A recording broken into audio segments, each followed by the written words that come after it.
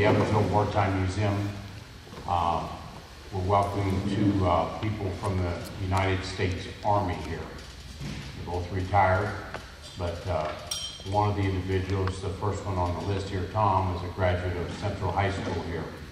And he's been talking to some friends here, and we've been courting him and Carolyn for a year to come here to talk. And he's going to talk at multiple other places over the next 3 days. We'd love to have you attend some of those that are open to the public. But this is the first christening of them coming back to town. He's going to talk, and there's going to be a question and answer session. It'll be about 40 minutes or so, and then question and answers. And he's going to talk about the Persian Gulf War, and we don't get to hear much about that. If you go down to 7th Street in Evansville, Indiana, right across next to the Lowell Theater, there's a statue there in memory of the Persian Gulf War. I was in that war, and Tom and his wife, Carolyn, were in the war. So experiences I will never forget. When you go to war, it's a whole different idea on life. There's lots of veterans here. And we have 2 events coming up in the near future. I'd like to announce those. On 11/11/19, we're going to have breakfast here. The LST, which has had a sponsored breakfast since 2005, the last 13 years, will not have a breakfast this year because they're moving it. It's, according to one source, it's the only ship left from D-Day. And I think there were between 5,000 and 7,000 ships, and only one ship that's left from D-Day. And it's here in our Evansville, Indiana. It's been here for about 11 years, and it's got another contract for a longer period of time. So we're very lucky to have it representing World War II. That breakfast will be 11/11/19, 0700 till around 10 o'clock. It's free, so tell your veteran friends, and we won't card you, so you might be able to slip somebody else in, but we'll try not to do too much. There's food everywhere in the city at that day, but we're going to try to have a special program between 8 and 8:30. And Mr. Randy Miller here has maybe promised me getting John Libbs to talk. John Libbs has a book that's out. It's called Mud Soldier, and he is the most decorated soldier in the Vietnam War. And he lives here in Evansville, Indiana, from Libbs Candy. He's Mike Libbs' brother. I don't know if I'll get him up in this chair or not. He's not really wanting to do those things. So if he doesn't talk, we'll get another person to talk about their Vietnam experience. It's only a half an hour from 8 to 8:30, but we will have a program that day. Now there's another important program, and Donna Bones in the back. We have a thing called a hanger bash, and this place will be full of people. And that night and that date, Donna, remind me? November 16th.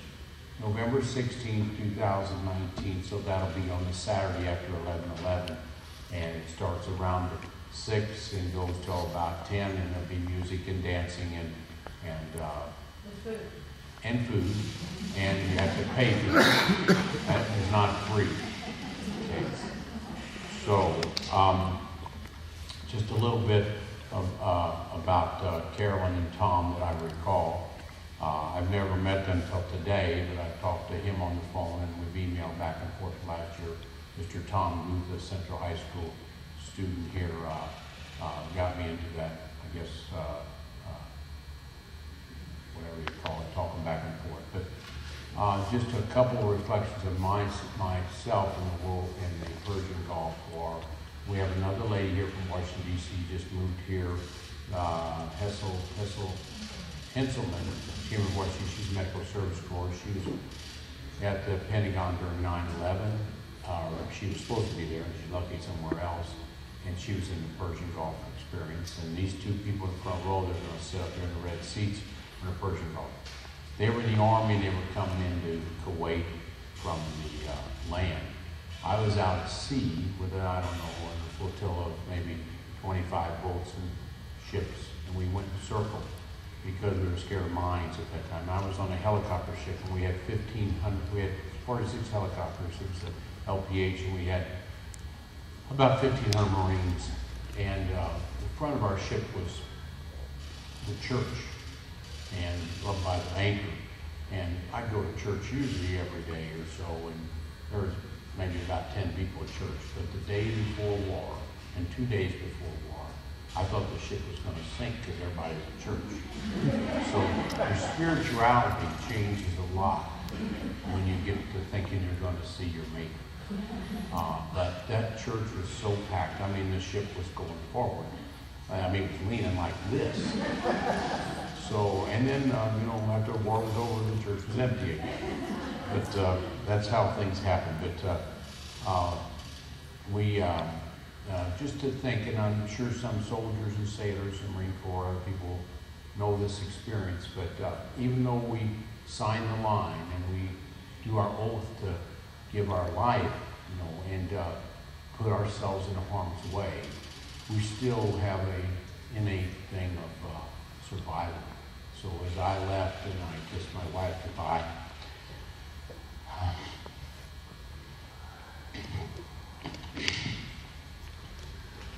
one baby in the oven, and another one is 9 months old. It's hard to go to war when you think you're never coming back. And if you think of World War II, we had 15 million veterans and 450,000 not come back. But in Iraqi or this Persian Gulf War, we only had 250 not come back. But war is so different, as Tom and Carolyn show you, that it's different than it's been in the past, where we don't know where the enemy is. We don't know where the front line is. We don't know where the back line is. We don't know where any line is anymore. The lines have changed so much from conventional war. But we have not had a talk here about the Persian Gulf War. And this is going to be very unique. And we're so glad that Tom and Carolyn have come here.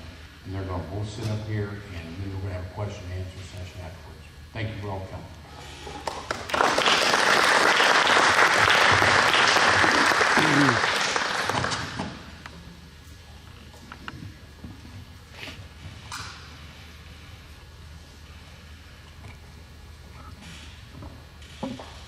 Little sound check. Can you hear me okay? Thank you.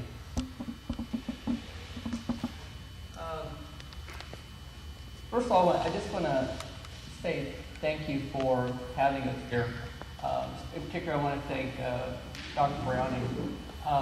In the past year, I've gotten to know Mark not only from our conversations, but because I go to Google and find out about Mark and all the things that he has done for the community. And one thing I do want to ask, I've been asking people, but I'm going to ask, do you sleep at night, by the way? Because, I get emails like at 1 a.m. from, I'm going, wow, that's pretty impressive. And then at 5 a.m. I get another email. So, I want to thank you, Mark, for all your contributions to the Evansville community. We need people like you that make a difference.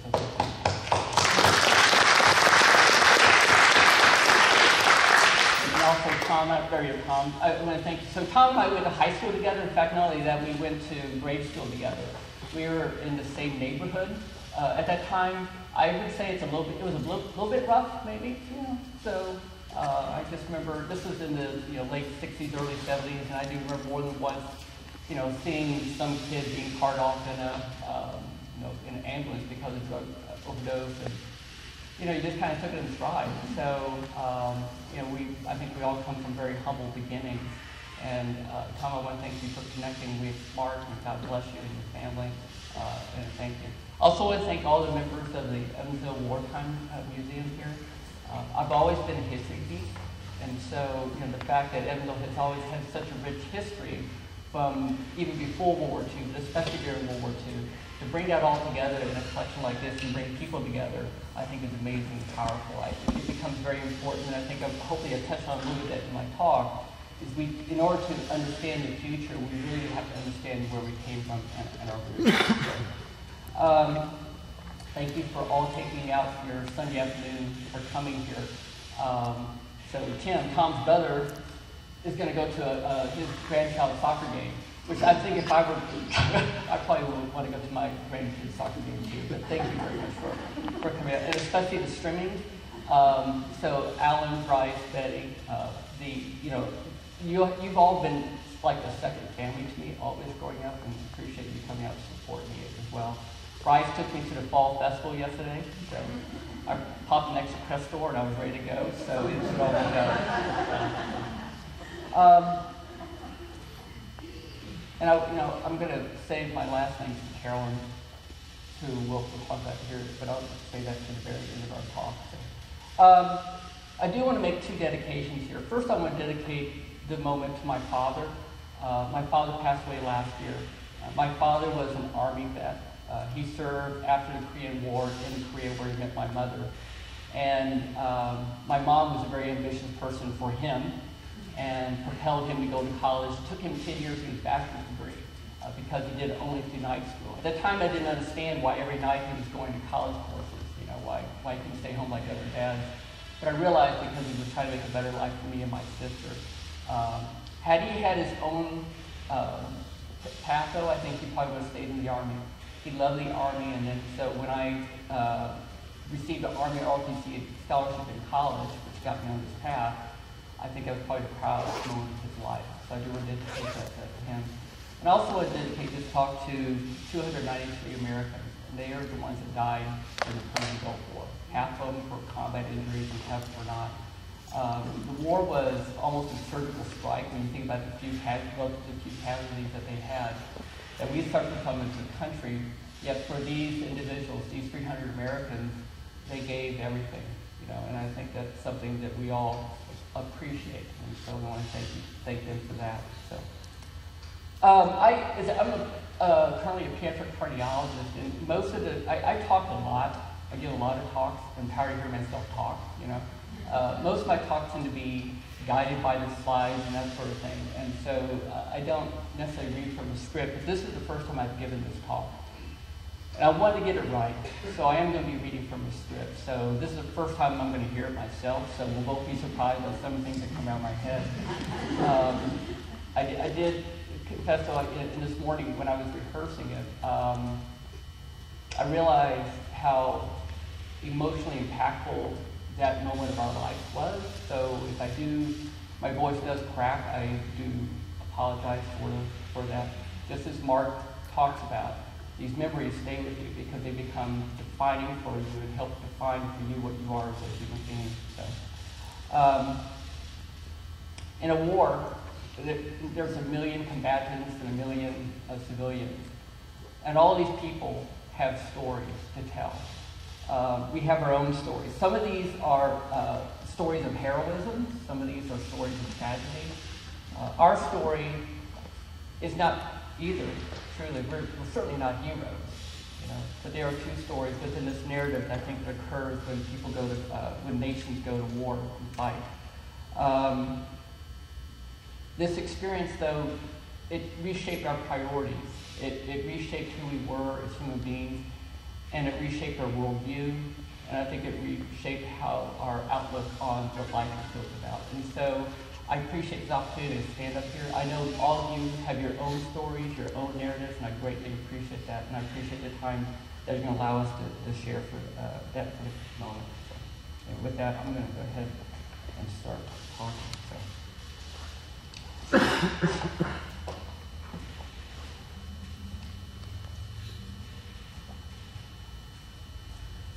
On the morning of August 3rd, 1990, Carol and I were sitting in the dining facility at the 130 Station Hospital in Heidelberg, Germany. At that point, we'd been married for 3 years, and 6 weeks earlier, we had finished our 3 years of training in pediatrics, and we're now very anxious to begin like a normal married life. In our first assignment as general pediatricians, without the constant separations that we had as residents with staggered night call. We had been at this point in country for about 3 weeks, and we were very excited about the prospect of seeing new places, new countries, new people. The 130 Station Hospital itself is a former World War II German hospital that after the war was occupied by the U.S. Army. The compound which it sat was called the Nachrichtenkonzern. In addition to the hospital, it had other military activities, including the 7th Medical Command, the medical command for the U.S. Army in Europe. Because of their proximities, the staffs of the MedCom and 130th frequently got together. We socialized, we shared meals together. And because of this, we often learned about things that were going on in terms of staffing operations sooner than our other colleagues throughout Europe. On this particular morning, Lieutenant Colonel Tom Hawks, he was the MedCom G3 officer, the operations officer. He sat down to breakfast with us and said, "Did you hear what happened last night?"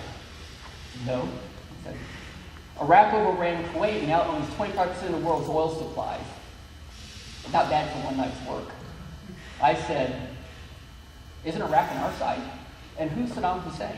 So, during medical school and residency, I have to confess that our worldview at that point was limited, if not detached, if not blissfully ignorant. The last thing that we remembered was the Iranians took American hostages in 1979. In 1980, Iraq invaded Iran. And we gave economic aid to Iraq. So my at least simple view of the world, politics, Iraqis were our allies. As it turns out, I was wrong. So, in the fall of 1990, we saw the greatest and largest deployment of American military forces since Vietnam. It was unprecedented in its rapidity. The initial deployment included units of the 18th Airborne Corps, the Rapid Deployment Force.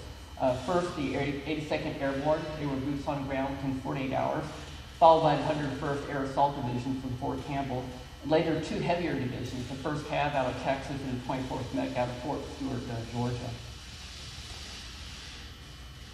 Because of the relative lack of heavy armor and armament at that time, while the Pentagon called this a mobile defense, the soldiers of these units actually referred to themselves as speed bumps, because that was about the effect they would have on any concentrated Iraqi armored assault into Saudi Arabia. Then as in now, the Middle East was in the U.S. Central Command of Operations and considered by many to be a backwater assignment. No one would go to CENTCOM.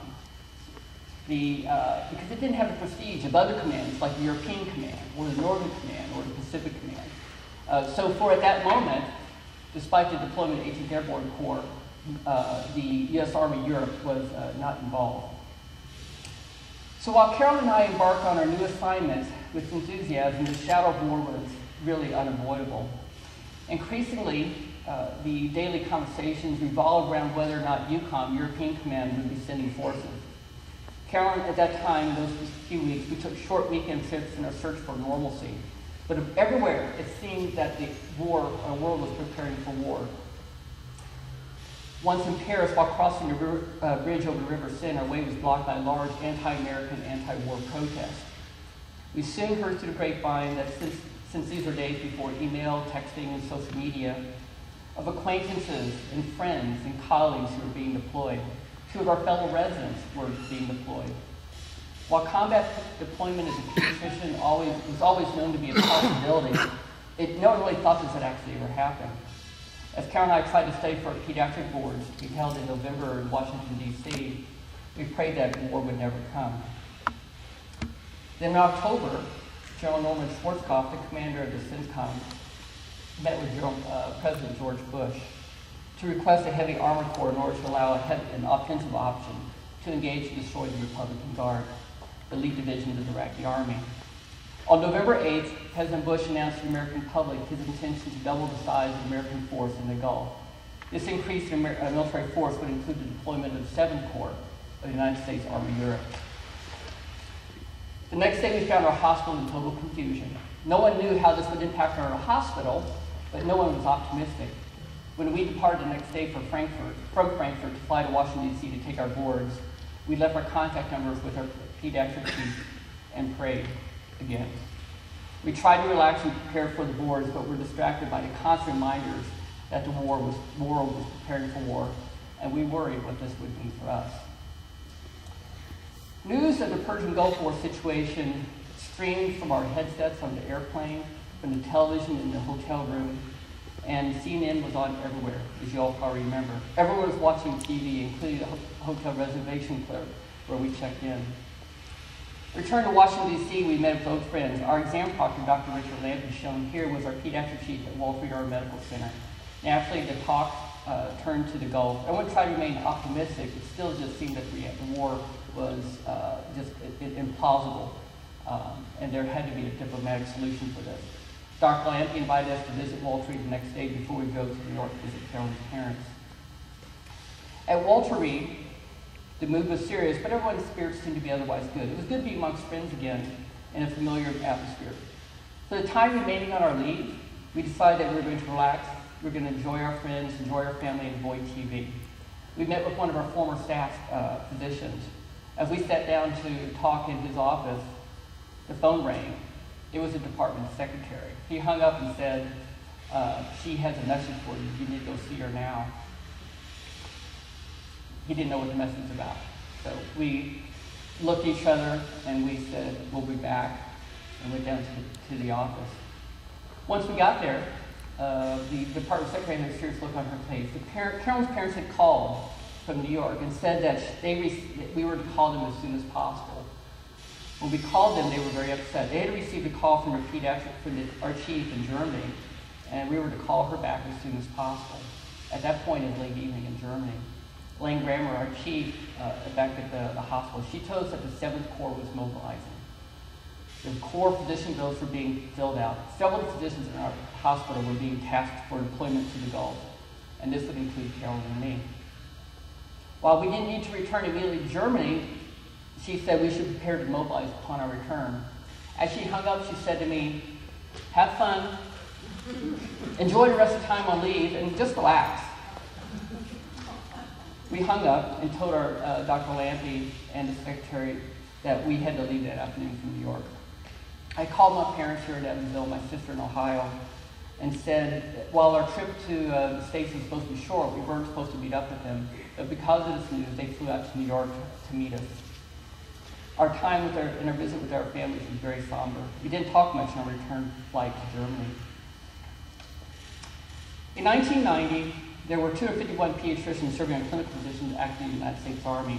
37 of these pediatricians ended up being deployed to the Persian Gulf. At the height of deployment, pediatricians were 4.3% of the 865 active duty physicians that were in the theater. Most of the physicians were young captains like ourselves from community hospitals. Pediatricians were assigned to every level of responsibility. At that time, and as it remains today, there are no billets, there are no assignment slots for pediatricians in combat units or combat support hospitals. So all the pediatricians, when we deploy, we become 62 Bravo. That's the military occupational code that we had, which was field surgeon or general medical officer. As such, the majority of pediatricians were at or close to the front. And the doctrine at that time regarding what we referred to as echelons of care, the Battalion Aid Station, or BAS, was the second line of trauma care on the battlefield. The first echelon being battle aid, or the combat medic. The BAS usually consists of a physician assistants, and about 20 medics. Medical supplies in these units were limited to general adult sick call care, as well as acute trauma management. 3 to 10 kilometers behind the maneuver battalions and BASs was the brigade support area that included medical clearing companies. Except for the number of personnel, up to 6 physicians and PAs, and 30 to 40 medics, the professional expertise and depth of medical care available at clearing companies was the same as the BAS. Upon our return to Germany, the confusion that existed prior to departure was now amplified tenfold. Since the end of World War II, U.S. Army Europe was preparing to fight the Soviet invasion of Western Europe as they poured their armored divisions through the Fulda Gap.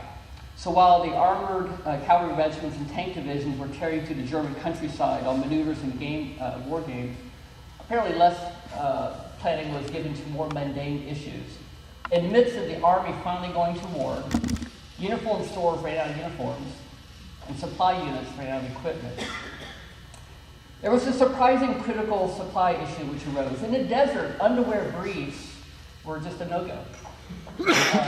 But boxer shorts were in critical short supply in the uniform stores and the PXs. And it was really unheard of that a German man would wear skimpy briefs. So they would not be available on the German economy. So my first care package, which I was always very appreciative of, was I got 2 boxer briefs. One with little zebras on it. So what happens with dependent spouses? What happens with the children? Should they remain or should they go back to the States? What happens to the soldiers' cars and apartments? These were things that never were defined by doctrine as we were preparing to fight the Soviets. Even more basic questions when answered from Carolyn and me. What unit are we assigned to? Don't know yet. When are we supposed to deploy? When we don't know. When we know, we don't know. All these questions were, we don't know yet. Be ready to leave in 72 hours. And and don't forget to update your will. Eventually, Carol and I received orders attaching us to medical clearing company. We were both assigned to the 3rd Armored Division. I was assigned to Charlie Company 54th Support Battalion, 3rd Brigade, and Carol was assigned to Charlie Company 503rd Support, 1st Brigade.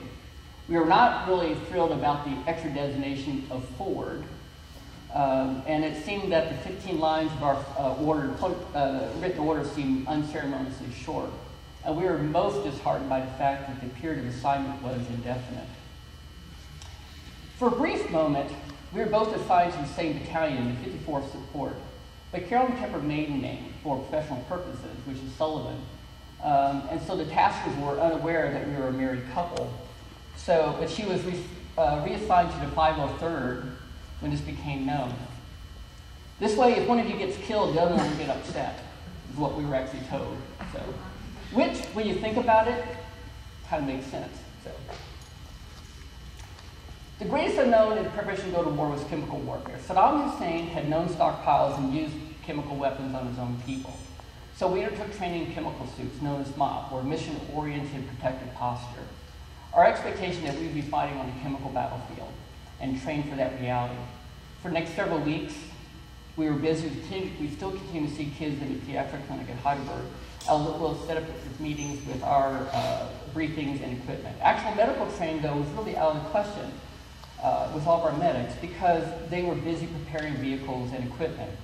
Most of our medics, and the average age was 18 to 20, had never actually cared for another human being whom they would regard as a patient. They derisively referred to themselves as motor pool medics because they spent more of the time fixing and maintaining their vehicles than actual hands-on patient care. For myself, I spent the evenings reading about the politics, language, and the cultures of the Middle East. But at that time, the Middle East had not captured the eye of the public, so books and information were sparse. One day, to ease the mood and tension and stress, close friends of ours who were stationed in Landstuhl, which was in Western Germany, invited us over for dinner and to relax. For after-dinner entertainment, they sprung on us that they'd actually rented the movie Lawrence of Arabia on VHS. So this did nothing for our mood. We found it empty and depressing and actually left before the end of the first tape. It's a 2-tape movie, just so you know. On our way home, enveloped in this eerie, snowy silence, we passed convoy after convoy of military vehicles heading to railhead to be transported to Bremerhaven, Germany. As Christmas approached, our mood did brighten. On Christmas Eve, we excitedly made preparations for Christmas dinner. I left to go to the laundry room in our apartment building to retrieve some Christmas linen from the washing machine. But when I returned, I found Carolyn on the sofa crying. She just received a phone call. And it was about sorry. I know it's crazy. It's been 30 years. But she was reported to fly out on the 26th with the 503rd. The next day, the day after Christmas, I drove Carolyn 2 hours north to join her unit in Kirchgoens, Germany. We said goodbye to each other and kissed under the dark evening clouds, surrounded by this drizzle that just permeates everything into German winter, wondering when we would see each other again. Driving home was the loneliest I've ever been.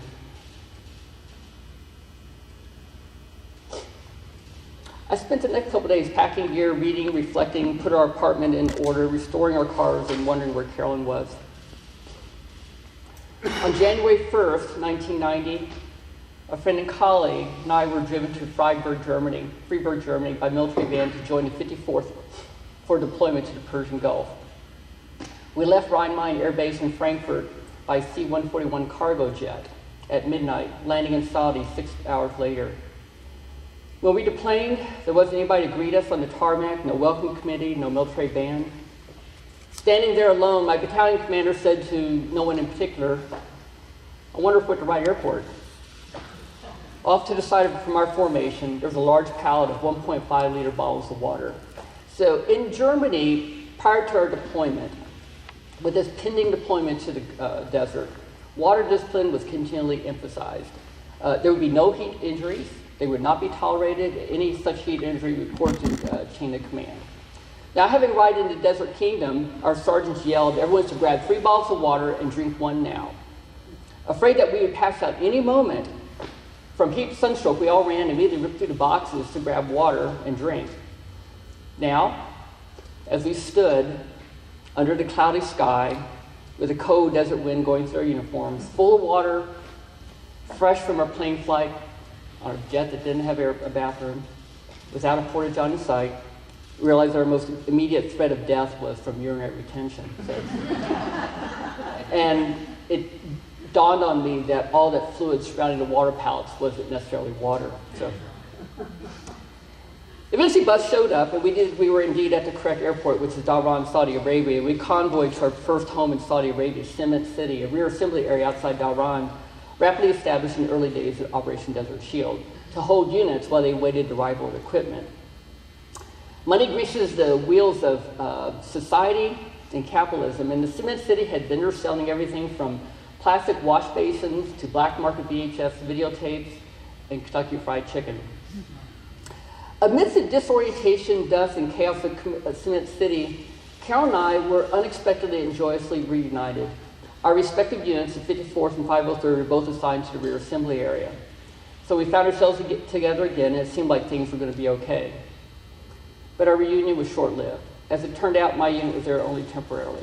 The next morning, without any notice, my unit boarded buses to move to the next assembly area, which was Al-Kabar Towers in Dhahran, and I left Carolyn once more.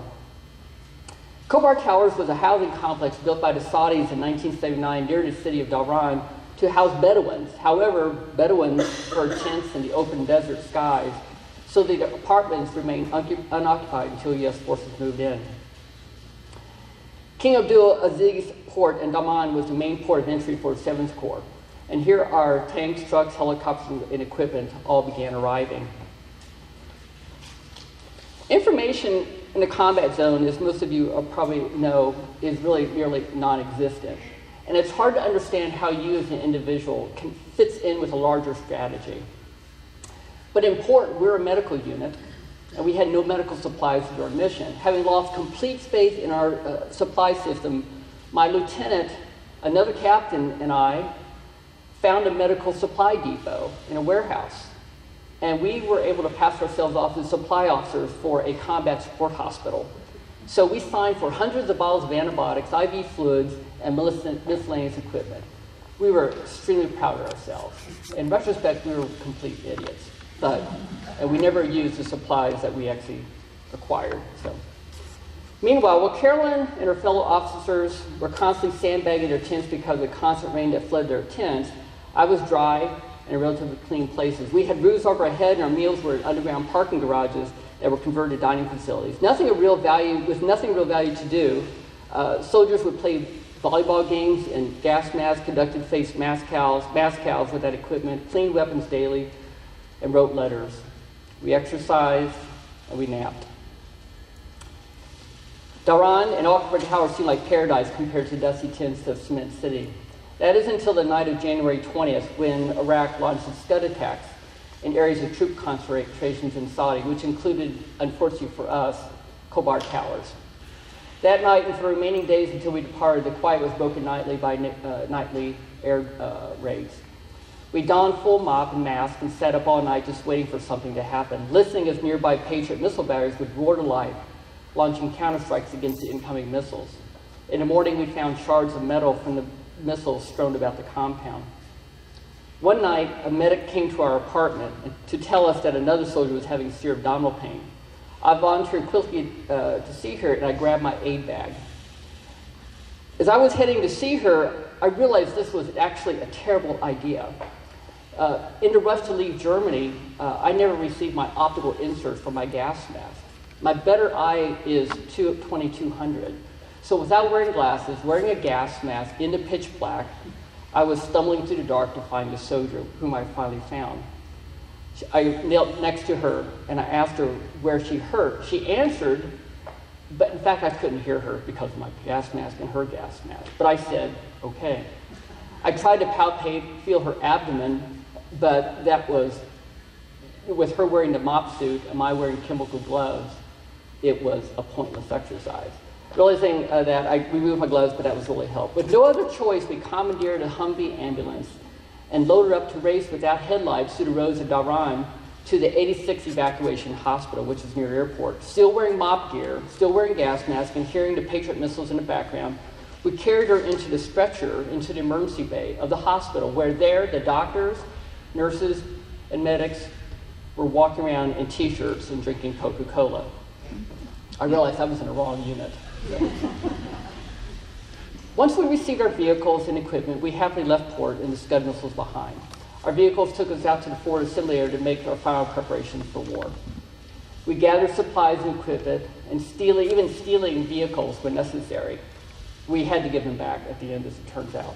Around our defensive berms, we dug in, prepared defensive perimeter with fighting positions and our intersecting field of fire for weapons.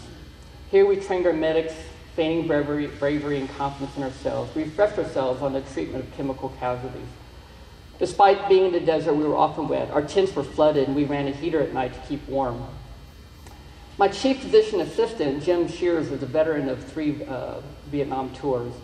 I asked him what combat was like, but he never really wanted to talk about it. But he told me that I needed to sleep with my .45 under my pillow with a full clip, lock and load. So I did.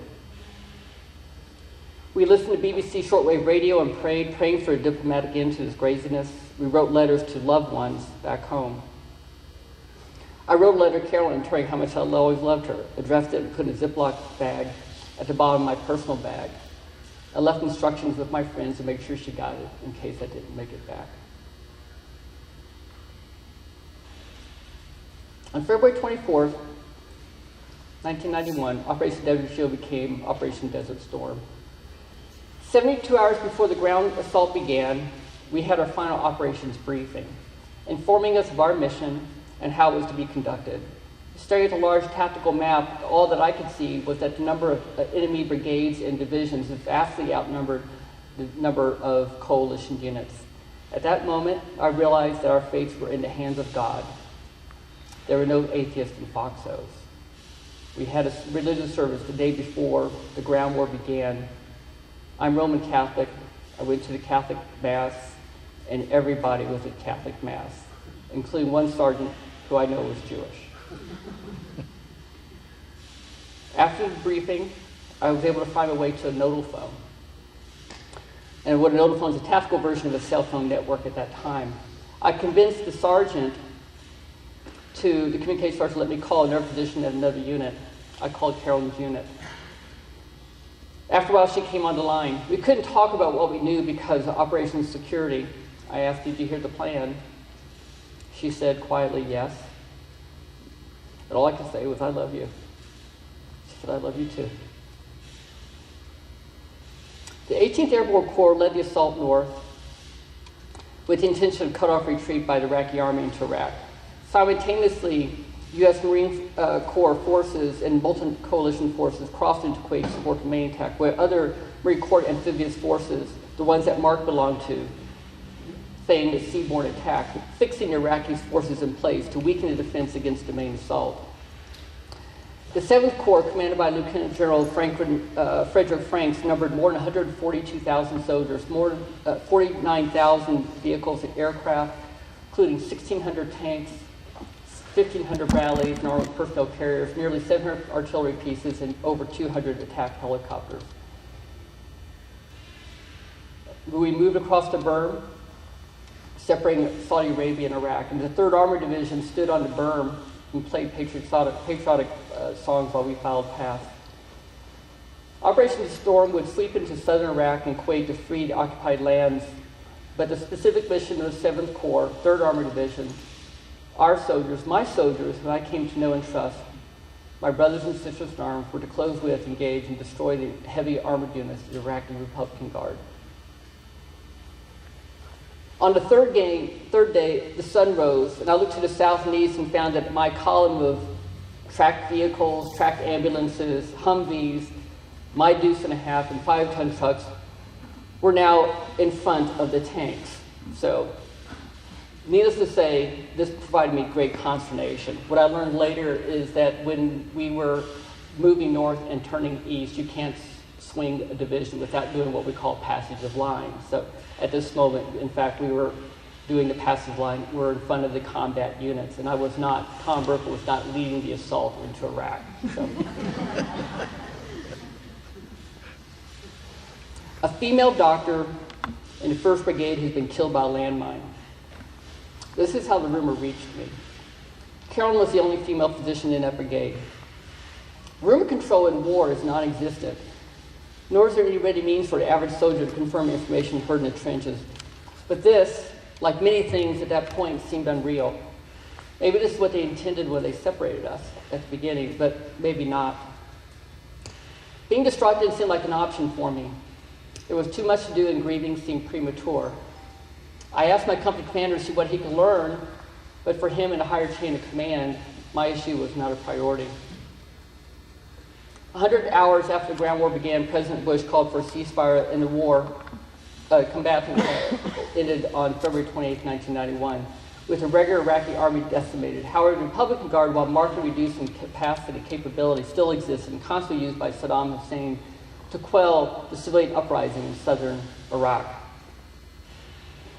The Division Artillery Command Sergeant Major was a husband of one of Carolyn's physician's assistants. The morning following the ceasefire, he found me telling me some news. Carolyn was alive and well. It, like many others, was just a bad rumor. I was relieved when he told me he had been ordered by his wife, who outranked him, sort of. You're a warrant officer, you outrank everybody, as you probably know, to pick me up and take me to 503rd for a social visit. I happily said yes, Command Sergeant Major. As it turned out, at the end of hostilities, a mere 7 kilometers separated our 2 battalions. So except for the minefield to which we had to drive, it was like heading out to a Sunday afternoon date. Modern weapons are designed to kill and not to maim. Most of our casualties were Iraqi. The relative few Americans cared for by us were frequently victims of facticide, or friendly fire, which is truly an oxymoron. With the ceasefire, the situation changed dramatically. So while there was still an apparent military mission to prepare for the counterattack by Iraqi forces, this seemed relatively unlikely.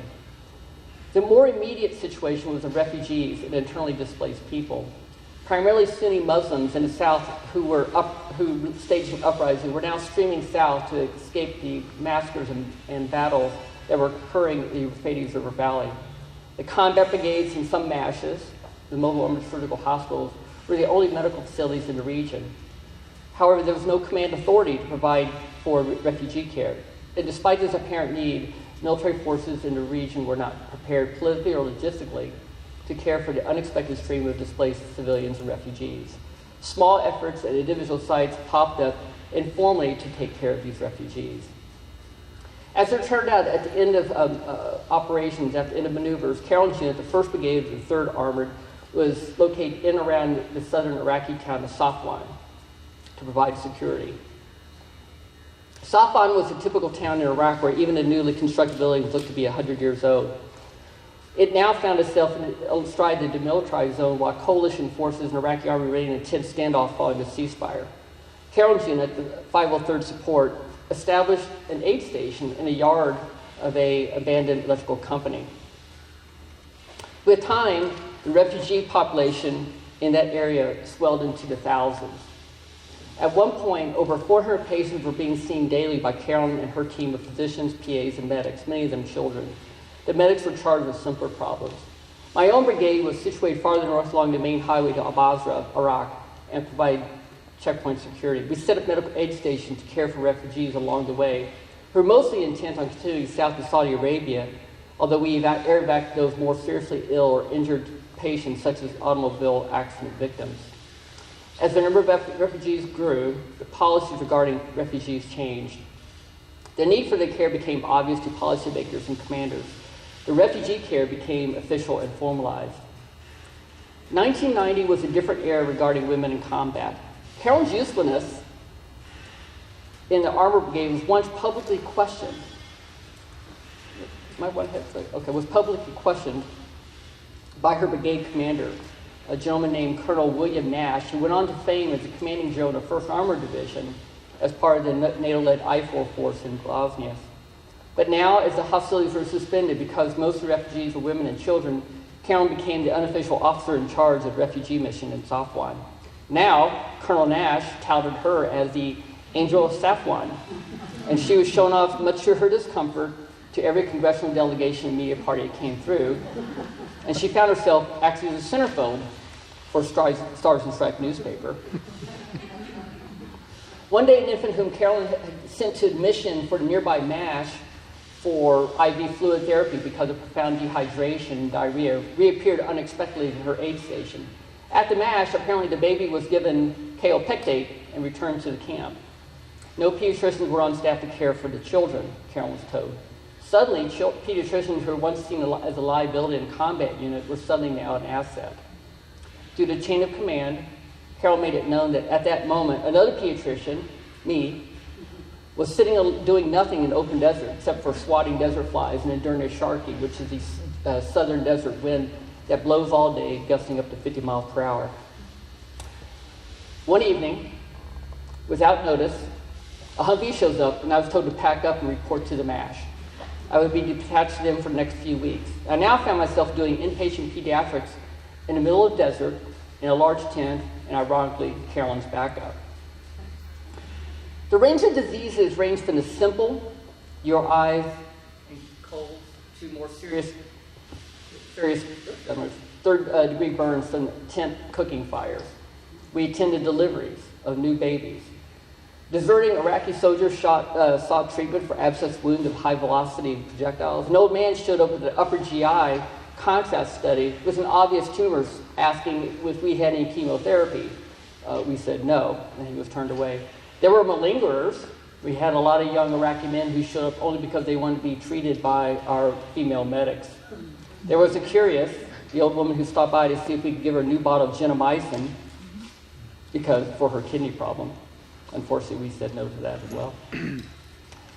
Carolyn cared for a baby with clinical sepsis whom she treated empirically, that is, without any other blood tests or blood cultures, with shots of antibiotic. The infant lived to the eternal gratitude of her mother. A toddler was brought in by his mother because he was losing weight. On my examination, he was pale. His liver and spleen were enlarged, and he had diffuse large lymph nodes. I steadily told the mom there was nothing that I could do, knowing that in a different place, in a different time, I could help this child fight the obvious cancer and have a realistic hope of living into adulthood. It was a tragic. Children were killed and maimed by bomblets because when released, they looked like tiny metallic toy balls, ones that they found on the desert floor. But I think one of the most enlightening epiphanies was that parents, regardless of nationality, shared the same concerns as American parents.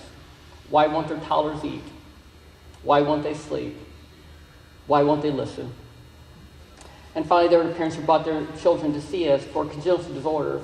They wanted to see the American doctors to see what we could do. We could only turn them away. The 3rd Armored Division left this Safwan area of operations on May 7th, 1991. And soon thereafter folded the flag to prepare to return to Europe. By then, 1 million meals had been dispensed, 1 million gallons of water had been delivered, over 28,000 medical visits had been performed. Adult medicines and trauma equipment was wholly inadequate to deal with our new missions. To take care of children, we cut up adult antibiotic tablets into quarters for dosing. Antibiotic suspensions, liquid antibiotics, were either unavailable or impractical because of the lack of clean water. We didn't possess oral rehydration fluids, so we concocted our own from fluid stocks. We improvised, we touched, we listened, doing what doctors have done for thousands of years. It seemed like those that we couldn't help were about equal to the number that we could. Empiric medical decisions were being made daily, decisions that would be criticized in any other medical rounds or conference of the typical hospital. The acute issues we handled well, chronic issues we had no capacity to evaluate or manage.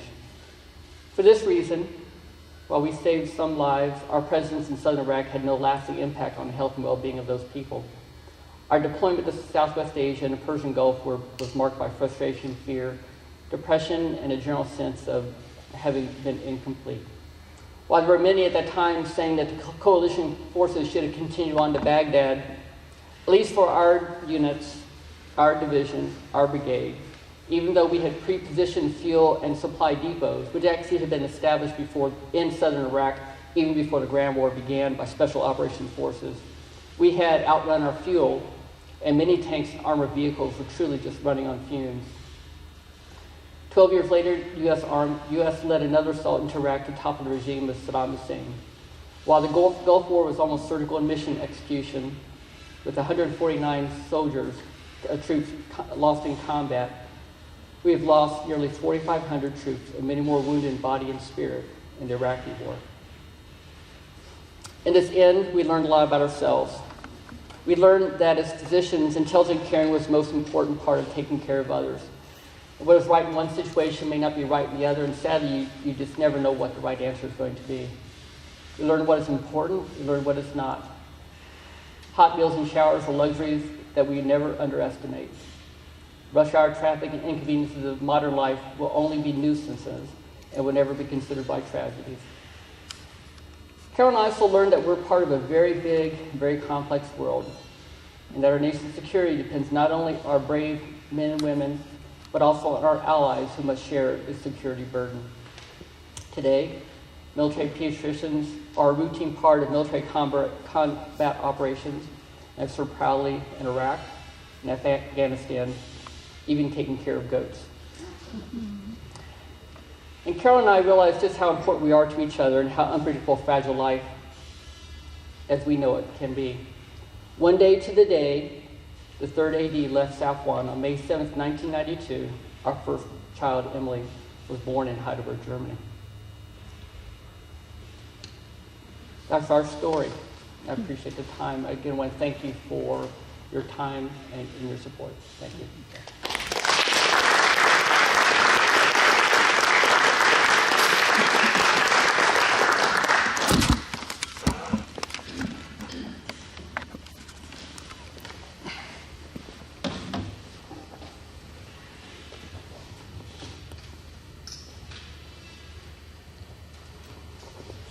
I would like to ask Carolyn a few questions.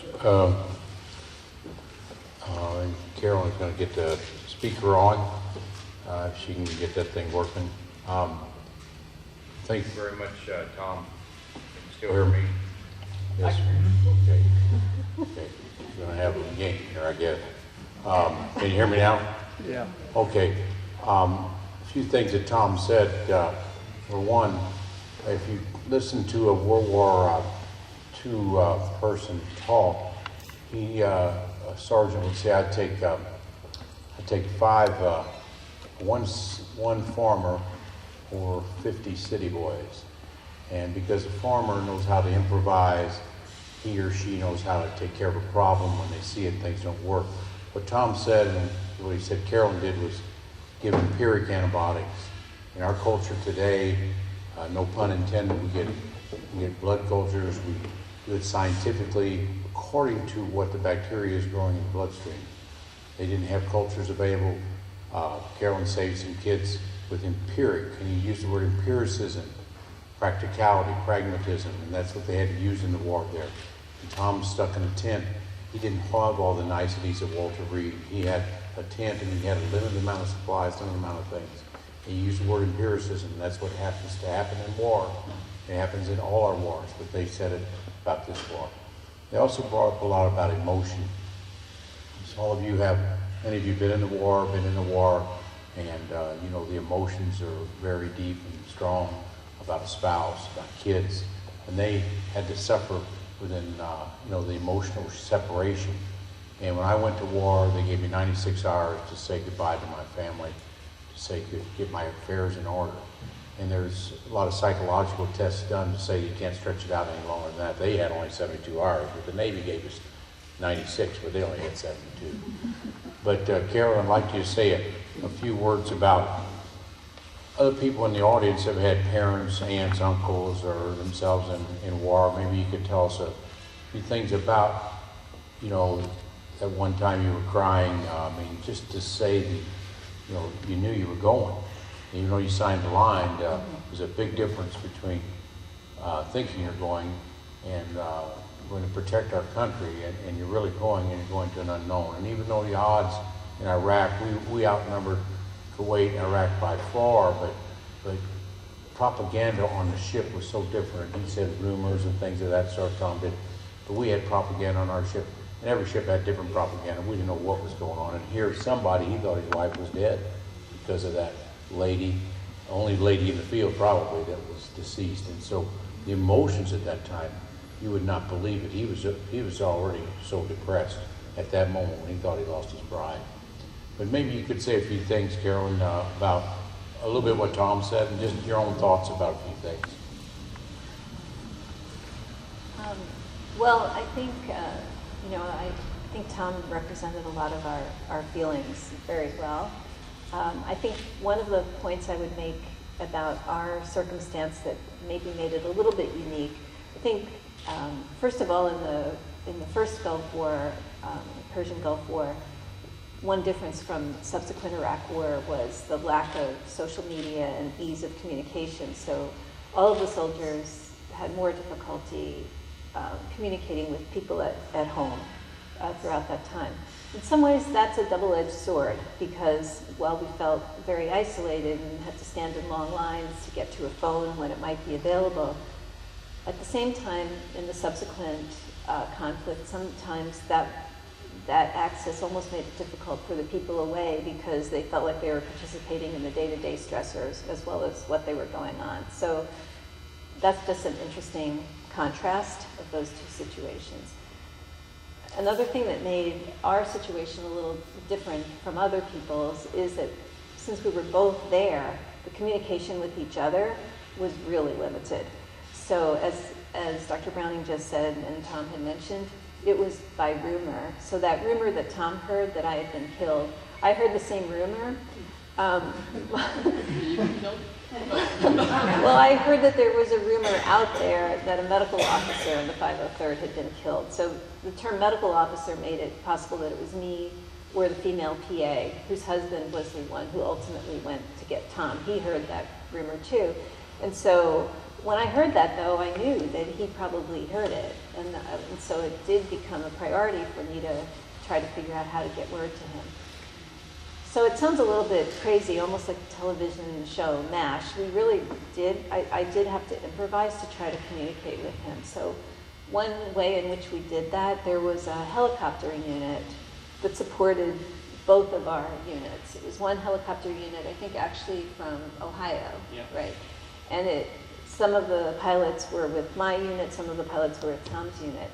So I would take advantage of like trying to write a handwritten note and giving it to one of the pilots and asking them when they saw one of their friends, another pilot, when they converged, could they get the note to Tom.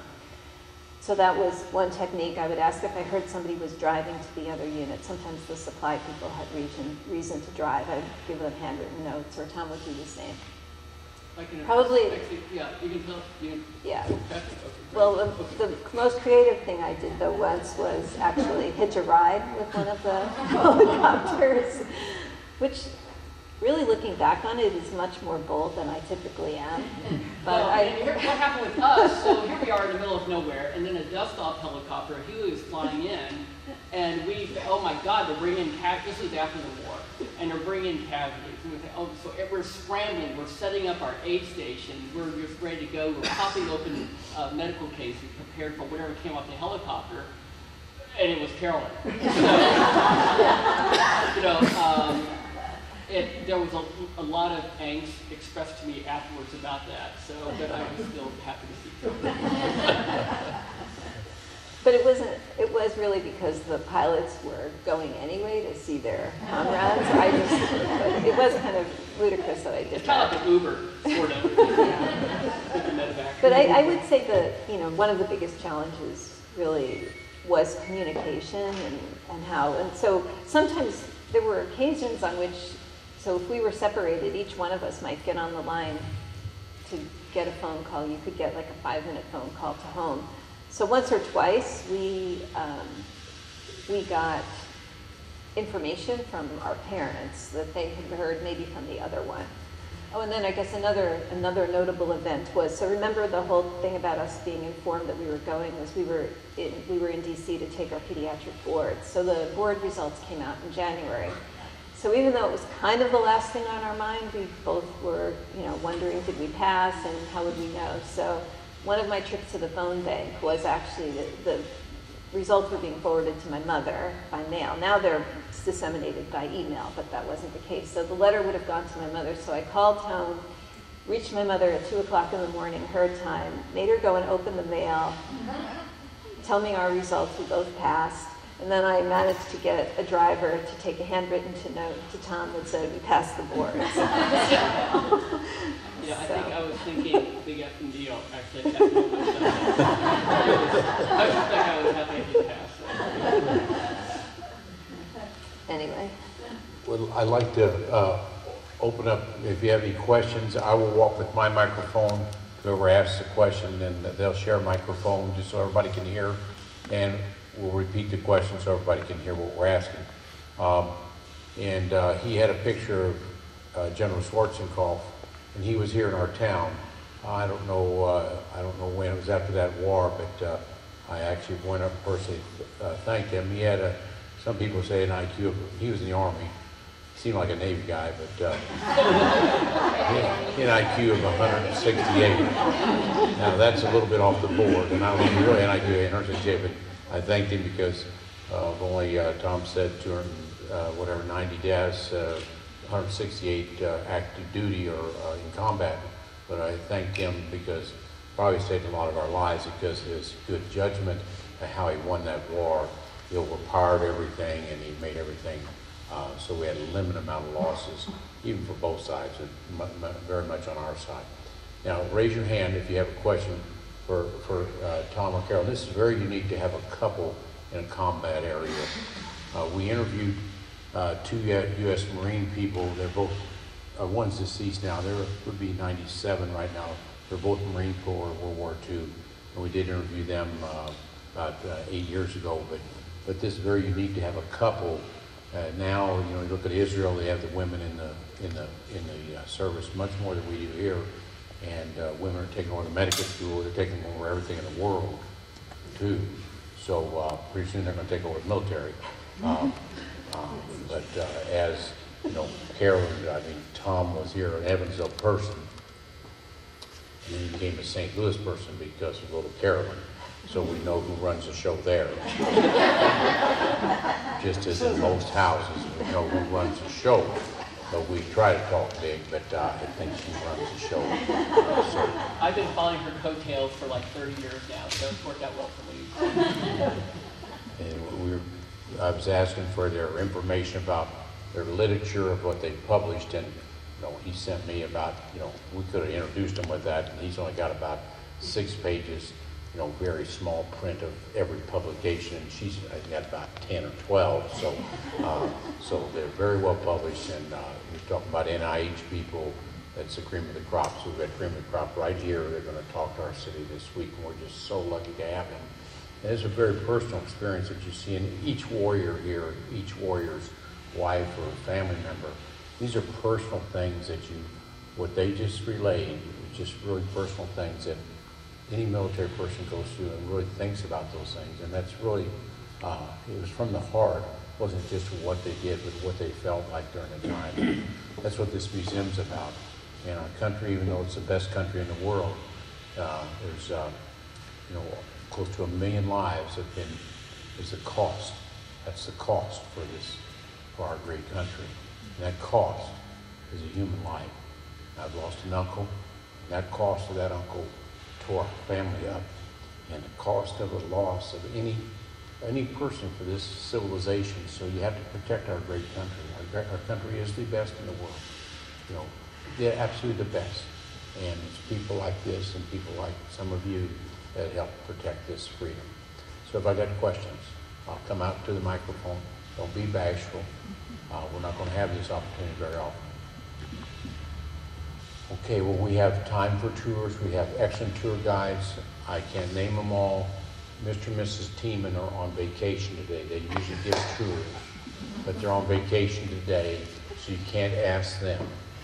But you can ask anybody else that's a tour guide. And I'm going to give a tour to the second row here, the Stremmings and the Burklows. And then anybody else that wants to tag along, you can.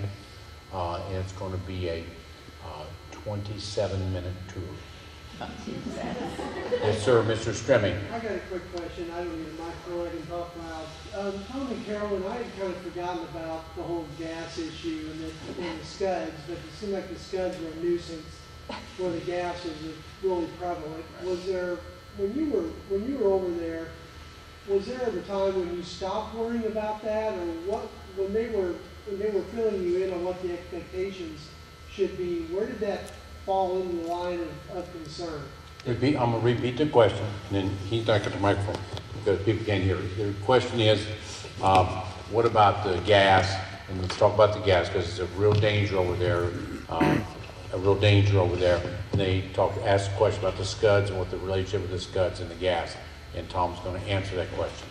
So as far as the scuds, later I learned more about scuds. At the time, all I knew was they were very loud. And as far as you know, you're kind of in the crosshairs. Knowing the accuracy of scuds and the fact like 27% of them broke up in flight, in retrospect, it would be better if they were aiming at you because you knew they would miss you. And so the worst was if you would accidentally get hit. Unfortunately, the largest single loss of life was when in the port of Dhahran where we were, a scud had hit a warehouse where there were Americans, and I think we lost about 14 at that moment. So they weren't a benign thing, but as far as their accuracy, I think once we left for the desert, we were no longer in the crosshairs, so we didn't have to worry about it. The chemical warfare was a continual threat. One of the things that was a high commodity that the 7th Corps was very envious of the 18th Corps was that 18th Airborne Corps got to deploy with the desert, called chocolate chip uniforms. We didn't get those. And we got we had the woodland BDUs. And so, although it turns out after about 4 days in the desert, they all became dusty tan anyway. But we were very envious because we didn't have the cool uniforms. And so, like 3 days before ground war, about the same time we had tactical briefing, we got all issued our desert camis. We were so excited. And then, as we started to launch our offensive, we had to put our woodland-covered mop suits on. So we kind of lost that sort of coolness with that. So, but throughout that, it was a continued threat even until the very end. So all of our combat operations were executed with the mop gear, with gas masks ready to go. One of the frightening things for me in retrospect was that doctrine was that if a soft target, like a deuce and a half, like I was riding in, was hit by an armament, the expectation was that armament had chemical weapon or had chemical gas in it. So you were supposed to leave that vehicle behind and keep going. So I wasn't very excited about that part, knowing I was a soft target. But it was a constant threat until the very end. So.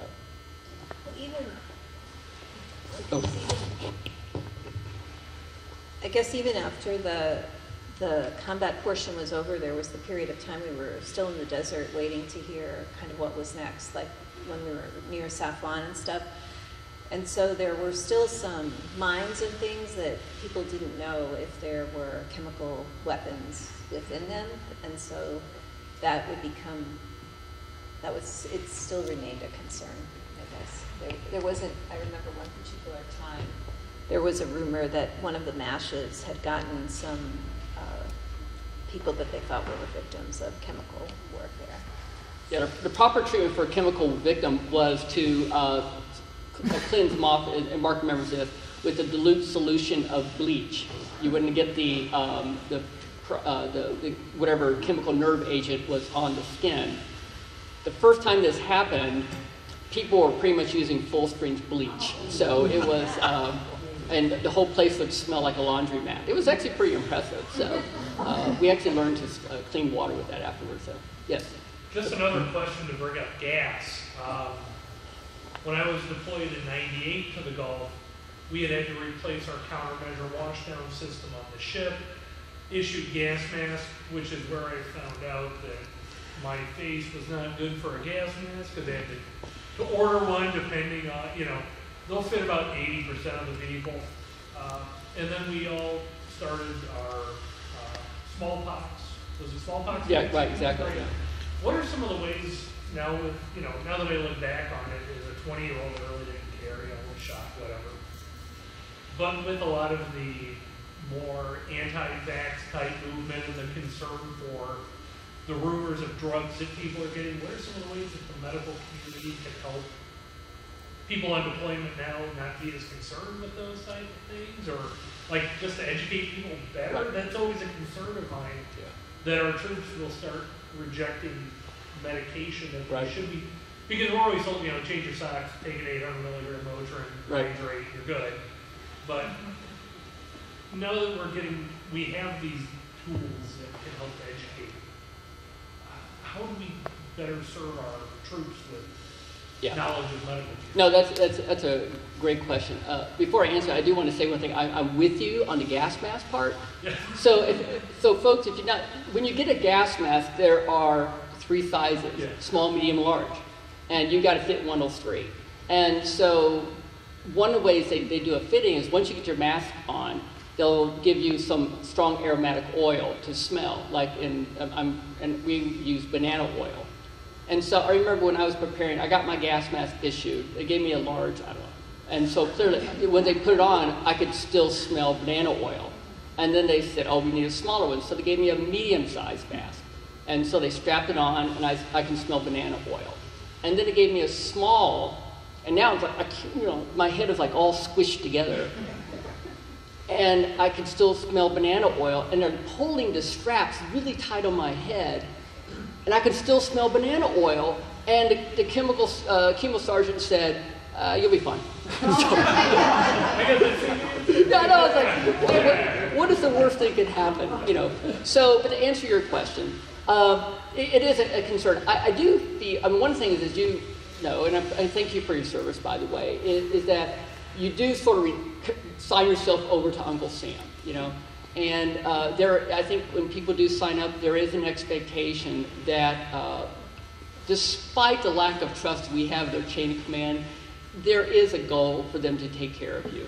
And that includes the medical care. So I'm not sure that I've seen personally, and Carolyn, you can answer this too, if I've seen any individual seeking exceptions to things like, they get the anthrax vaccine or the smallpox vaccine, and things like that. So.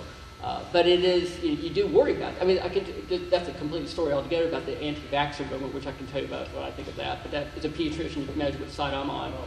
But, it is sad we're kind of like losing fact that facts really are facts. So, I don't know I think the only thing I would add, I think the education maybe would be a little bit better, in particular about the anthrax vaccine now that most soldiers would get, just because of the accumulated data from all of those of us who got it earlier on. Now they have longer follow-up. I think that's about the best that you can give them, that it has proven to be safe. So there haven't been a lot of sequelae from it. I don't know. One thing about the gas mask, I was stationed, they flew me over to Bahrain, waiting for a ship. I'd been on and off 2 or 3 ships, and then they parked me in Bahrain. It was before the war started. It was called Desert Shield and Desert Storm. So about 500 us, and they had us in the Hilton. I thought, well, this war isn't too bad. So wow. we go to the exercise room, we're in the Hilton. That's a Navy, by the way. So I said, well, this isn't too bad. And so all of a sudden, we're looking around, and we go down to, I think it's called the Suite, where they had all the sales. Everybody was hanging around down there. I said, boy, this is good. And then they pulled us out of the Suite. We had to stay in a hotel, and everybody's in the exercise room. But then, and Bahrain, they had a bridge, I think, from Saudi over to Bahrain. And so a lot of the people in Saudi couldn't drink booze, but in Bahrain you could drink booze. So the bar was full. Okay, and then they go back over the bridge. People from Saudi couldn't drink because I think they had to abstain, things like that. So one day we were all in the ballroom, and we had our little sleeping bags out, and then it was right about before the war started. Some guy had a truck full of these gas masks, and he brought them into that hotel. And I'm telling you, that hotel, everybody in the hotel left, except the military people, because they said, "Oh my God, the war is starting." And everybody's walking around with these masks on, none of them fit, blah, blah, blah. So we all had these masks on, and we're walking around, and everybody in the hotel left because they said, "Oh my gosh, they're coming after us." So everybody ran away, and all they had left in the military there, and they lost all their patrons, I think, because they thought things were starting. But, and then on the ship, or no, I think it was on the ship, he's talking about this, you got a regular suit, then you get this real suit. Have you ever played those sumo wrestlers? Have you ever been a sumo wrestler? They got this stuff so thick that, you walk around within 10 minutes, you're overheated. I mean, because you can't get rid of your body heat. So I think some of those real things, we put them on, had the mask on, and by the time I walked 100 feet, I said, whoa, it would protect you against anything, but I mean, you couldn't beat anybody up because you were a little bit on the hot side, but I don't know about if you got those real suits on. So when we, at the beginning, when we're going through, the training, the standard was to get your mop suit on, I think, in 8 minutes. That means get your overshoes on, gloves, the tops, the bottoms, the mask, all strapped in, button, everything. Everything's all snapped together. It's really a bit complex. You think a baby onesie is complicated, which I think this is really complicated. I can tell you, by the time we got to going, we did it in 2 minutes. Between fear and training, we were ready to go. We could get those things on pretty quickly. And as Mark pointed out there, I think the one thing that saved us from heat injuries, this is a serious thing, the fact that as you saw from the photo, it was cloudy and overcast. And some of that overcast was actually, and I think many people have heard about the oil clouds. So prior to the ground, or prior to our invasion, Saddam Hussein had lit up all the oil derricks in Kuwait. And that created this, what we thought were clouds, this immense oil cloud that hung over us for days. We were reassured everything was okay, even though you could wipe oil off your vehicles. What's the worst thing could happen? But I think between that, the obscuration from the oil cloud and from the overcast, it wasn't that hot per se. Otherwise, it would have been just absolutely devastating, I think. So, and actually, that's one of the things that guided the timing of the attack itself when they were looking at the weather, to not put it off farther into the spring. Because my last deployment was even when we were there, by the time April hits, in the sun or in the shades, it got to 120 degrees, and it's just, if you're looking at all these, Middle Easterners, they're wearing long garb. You think, oh, that's gonna be hot. Why are they wearing shorts? Because the sun pierced your skin and it hurt, and so that's why everybody wore long gear. And so that's why you had your sleeve down and everything else like that. So, Okay, other questions? Earlier you mentioned that when you first signed up, you didn't realize you'd be doing this for your whole career. Was there any particular factors that kept you going? Repeat the question, Tom. So the question is, at the beginning, we didn't realize what we're getting into and what it was that kept us in. So Carolyn retired after 26 years. I retired after 30 years. I can answer first. When I was in high school, I really wanted to Washington University in St. Louis, which is a private school, as you know. My family really couldn't afford it, so I had to find a way, and so I took an ROTC scholarship. But my intention at that point was to do 4 years and get out, because people stay in the military forever, kind of losers. Who's going to do that? And in fact, the deployment, which put me in a situation I was completely unexpecting. There was a lot of things that made me angry. I saw bad command decisions end up in harm to soldiers. But within that, I saw value. And I saw that, and this remains to me to this day, is that wearing uniform, the most powerful thing that can happen in the military is that a disparate group of people can come around a problem and solve it. And throughout my military career, that has always been something that has compelled me to stay in.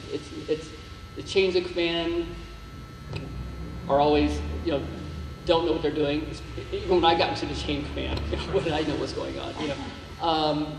But it was that notion of being together and serving and willing to sacrifice for the next person is extremely powerful. And so when I finally retired in 2017, it was a very emotional event for me, because despite all of the hiccups and hurdles and everything, the fact that you bonded with these people that you served together becomes very powerful. Just one other thing is as Carolyn was pointing out, one of the problems, both the opportunities and challenges available with social media and email, is that unless us, when we were so disconnected with people outside, nowadays when people deploy, 98% of them, unless they're in the far reaches on some sort of forward operating base, still have access to email and social media and stay connected. That's both a good thing and a bad thing, because when you're deployed, you still hear about the challenges of your husband or wife back home, and you're now helpless to kind of assist with that. On the other hand, I think overall it makes a difference. One thing I think we have an appreciation for now, more than what we did earlier, is that, and this is something the military continue to articulate, when the soldier, sailor, Marine, or airman deploys, the family deploys. Everybody's in. And so as a pediatrician, I realized my mission at that point was to support the family. Because, if you're a Marine and you're some fob in Afghanistan, and you just did a mission, and you come home and you get an email from your wife who said, I just went to see this doctor at Burklow, and he was rude, he really didn't know what he was talking about, I had trouble with the appointment, the clinic sucks, and I really don't, here you are as a Marine, you're like putting your life on the line that day, and now you come back only to find out no one takes care of your family. So I completely embraced, Carol and I completely embraced our role in supporting that family to do that, because again, families deploy together. And that mission is what kept me in. And I think that's it. I'm sorry, I talked too much. Yeah, no, I agree that's a big part of taking care of military children and military families. Personally, I think Tom mentioned his father having been in the Army, and he came from a more military background. I didn't come from a military background, but having known Tom, and already, we were dating and hoping to get married and everything, so that was through him really that when it came time to figure out how to pay for medical school, that I considered the Army scholarship. Air Force, actually, but I had to tell her it's a different service. Yeah, I needed a little bit of training. But anyway, so that's how I got started. But then I think much of the same thing that Tom said applied to me. It's really been the people that I've gotten to work with and the opportunities that I've had that kept me in all of that time. At the different junctures where I might have gotten out, I kind of looked at what might I be doing differently versus what was I doing at that time. And I was always happy with the people I was with and the opportunities I had had. In regards to them getting in the military, he was a ROTC person and she was a scholarship student. I was a scholarship student too. If you look at the Vietnam era, we had a shortage of doctors, so they were taking men and women out of their schools and throwing them over to Vietnam. And so there was a thing called Berry Plan. The Berry Plan started in the 60s and allowed a doctor to become a doctor, become a specialist, then give service for 2 years. And we got our doctors that way. Then all of a sudden that dried up about 1972, and they came up with this HPSP program, and that's what Carolyn was in, whereas I was in. So that's how we get doctors in the military, is how she went in, and also through ROTC, how Tom went in. And so that's how we get doctors now, because medical school is so expensive that everybody comes out broke. And if they don't do that, and today it's even more expensive. Indiana University is about $37,000 a year just for tuition, and that's a state school. George Washington's probably double that. And so they come out poor. But if they are paid for by the scholarship, they owe their life for 4 years. and they can go up the front line, things like that. But many people take the scholarship route, have done so since 1972, and the scholarships are still available in all the services and in the whatever it's at the NIH, whatever, Public Health Service has it too. And then instead of going to the military, a lot of them, we'd have to go to NIH and work or go to an Indian reservation or a deprived place in the United States. That's how we supply doctors in the military now, a main way of how we do that. Just a kind of a factoid here, it's like the average debt for graduating medical students this day, if you look at everybody, is $200,000. So, and the average intern salary is probably going to be like $60,000. So that's an issue, but that's a topic for a different day. So. And emotionally, what you said, my wife's family knew very little about the military, but boy, when I went over to Persian Gulf, they learned a lot about it. They watched everything, and my wife has learned a lot about the military, just being a military spouse. It's amazing how much you learn. But my dad was in the military. My mother knew a fair amount, but her family didn't know much. But boy, they sure learned quickly when they knew they were going to possibly lose me. So families, and you go look, I think there's 15% of our population, and that's why the senators and congressmen all go to the military to try to get votes, because it's not just the military doing itself, it's all their family members. You get up to 15% of the population for votes, and that's why they're all going for those votes, because they got to get the military happy with those congressmen and senators.